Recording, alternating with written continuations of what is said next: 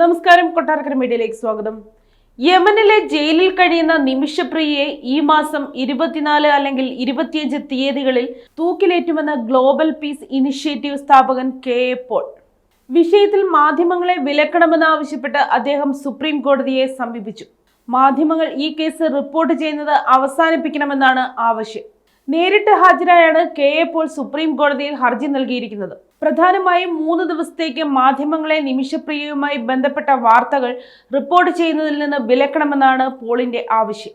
മാത്രമല്ല, കേസിലെ സഹായ സമിതിയുടെ പ്രവർത്തകനായ സുഭാഷ് ചന്ദ്രനും കൂടാതെ കാന്തപുരം അബൂബക്കർ മുസ്ലിയാരും മാധ്യമങ്ങളുമായി ഈ വിഷയത്തെപ്പറ്റി സംസാരിക്കുന്നതും വിലക്കണമെന്നും കെ.എ. പോൾ ഹർജിയിൽ ആവശ്യപ്പെട്ടിട്ടുണ്ട്. ഈ വരുന്ന 24-നോ 25-നോ നിമിഷപ്രിയയെ തൂക്കിലേറ്റാനുള്ള സാധ്യതയുണ്ടെന്നാണ് കെ.എ. പോൾ കോടതിയെ അറിയിച്ചത്. അതിനാലാണ് മാധ്യമങ്ങളെ വിലക്കണമെന്ന് പോൾ ആവശ്യപ്പെടുന്നത്.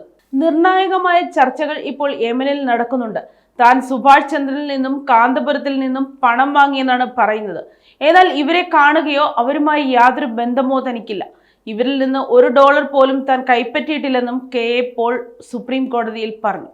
ഹർജി പരിഗണിച്ച സുപ്രീം കോടതി അറ്റോർണി ജനറലിന് നോട്ടീസ് അയച്ചു. 25-ന് കേസ് കേൾക്കാമെന്നാണ് കോടതി അറിയിച്ചത്. അന്നു തന്നെ ഉത്തരവ് നൽകാമെന്നും കോടതി അറിയിച്ചു.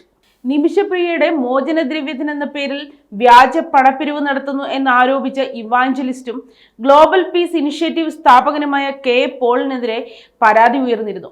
കെ.എ. പോളിന്റെ എക്സ് അക്കൗണ്ടിൽ നിന്നും നിമിഷപ്രിയയുടെ മോചനത്തിനായി ആവശ്യമായ തുക ഇന്ത്യൻ ഗവൺമെന്റ് ആരംഭിച്ച വിദേശകാര്യ മന്ത്രാലയത്തിന്റെ ബാങ്ക് അക്കൗണ്ടിലേക്ക് സംഭാവന ചെയ്യണമെന്ന് കാണിച്ച് പോസ്റ്റ് വന്നിരുന്നു. പ്രസ്തുത പോസ്റ്റ് വ്യാജമാണെന്ന് കേന്ദ്ര വിദേശകാര്യ മന്ത്രാലയം തന്നെ വ്യക്തമാക്കിയിരുന്നു. പിന്നാലെ ഇക്കാര്യത്തിൽ നിമിഷപ്രിയയുടെ ബന്ധുക്കൾ മുഖ്യമന്ത്രിക്ക് പരാതി നൽകുകയും ചെയ്തിരുന്നു.